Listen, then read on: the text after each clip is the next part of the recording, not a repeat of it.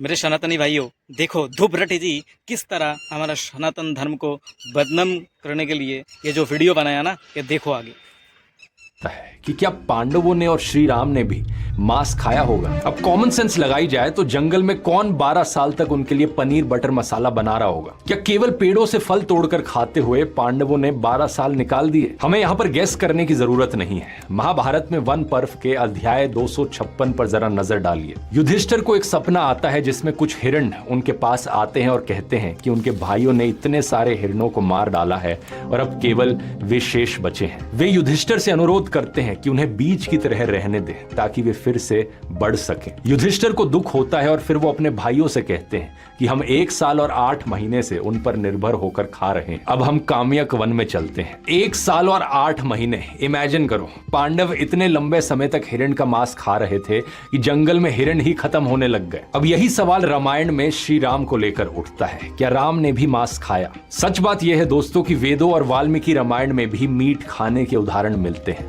स्वामी विवेकानंद ने भी अपनी किताब the East and the West में लिखा है, आधुनिक वैष्णव एक दुविधापूर्ण स्थिति में खुद को पाते हैं।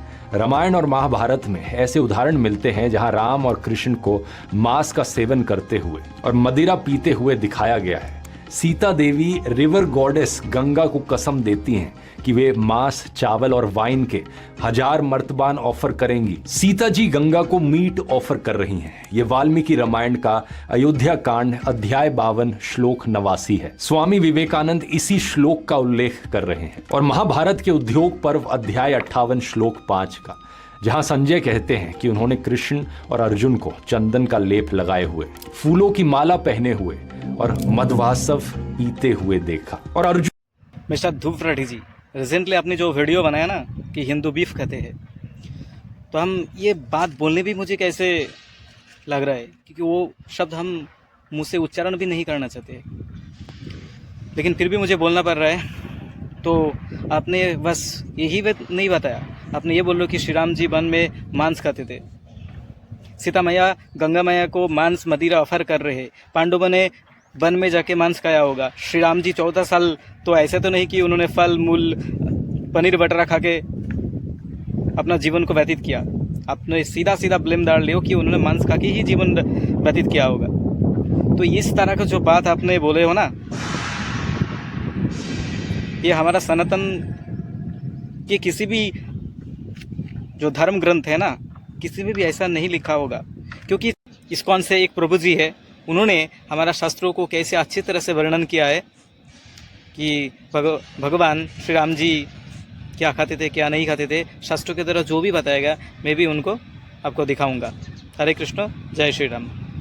मैं पूरी रामायण खंगाल के प्रूफ्स लेकर आया हूं, तो अब पूरा सुनना पड़ेगा। मेरी गारंटी है पूरे इंटरनेट पर इतने डिटेल्ड रेफरेंसेस एक साथ कहीं नहीं मिलेंगे। ये श्लोक हनुमान जी माता सीता से अशोक वाटिका में कहते हैं, ना तो प्रभु श्री राम ने कभी मांस खाया, ना ही कभी कोई मादक पदार्थ का सेवन किया। प्रभु श्री राम वनवास जाने से पहले माँ कौशल्या से प्रतिज्ञा करते हैं, अपने पूरे वनवास में मैं एक मुनि की तरह कंद मूल फल और शहद खाकर ही जीवन यापन करूंगा। ऐसे परम आज्ञाकारी पुत्र इतनी कठोर प्रतिज्ञा करके जंगल में पनीर बटर मसाला खाने तो बिल्कुल नहीं जाएंगे। इवन माता सीता भी प्रतिज्ञा लेती है, मैं हमेशा कंद मूल और फल ही खाऊंगी। एक जगह श्री राम सीता से कहते हैं कि हमें वन में पेड़ों से गिरे हुए फल खाकर ही जीवन चलाना है और वन के कष्ट सहने हैं। एक जगह सीता जी श्री राम से कहती हैं, आप अपने हाथों से जो भी पत्ते, जड़ या फल लाकर मुझे देंगे, मैं उसे अमृत की तरह मानकर स्वीकार करूंगी। एक और जगह लक्ष्मण श्री राम से कहते हैं, मैं रोज आपके लिए कंद मूल फल और तपस्वियों द्वारा खाए जाने वाले पदार्थ लेकर आऊंगा। एक जगह श्री राम दशरथ से कहते हैं, मैं वन में फल मूल खाकर सुख से रहूंगा। एक जगह अयोध्या वासी चिंता करते हैं कि हमारे राम महल की सुख सुविधाएं छोड़कर सिर्फ फल मूल खाकर कैसे रहेंगे। एक जगह श्री राम अपने मित्र गुहा से कहते हैं, मुझे राजा नहीं एक तपस्वी समझो जो फल मूल खाकर ही जीवित रहता है। जब भरत उनसे मिलने आते हैं तो श्री राम कहते हैं कि वे वनवास में कंद मूल और फल से ही पितरों को तर्पण कर रहे हैं। इवन राक्षसों का सामना करते हुए श्री राम ने कहा, हम कंद मूल खाने वालों को क्यों परेशान कर रहे हो। बाद में श्री राम जब भरद्वाज ऋषि के आश्रम में पहुंचते हैं तो अपना इंट्रोडक्शन देते हुए वहां भी कहते हैं कि वे कंद मूल खाकर ही अपना जीवन बिताएंगे। और ये बात बिल्कुल क्लियर है कि रघुकुल रीत सदा चली आए, प्राण जाए पर वचन ना जाए। श्री राम की प्रतिज्ञा कभी झूठी नहीं हो सकती और वे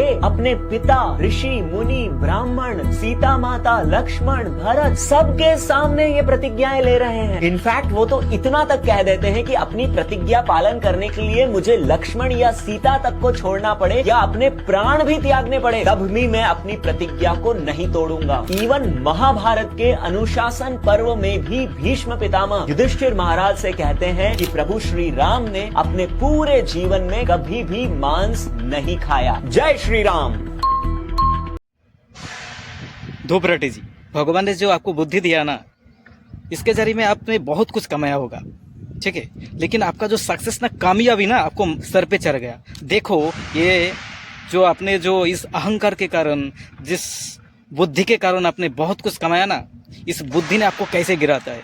टाइम आ गया है आपको ये देखने का, क्योंकि आप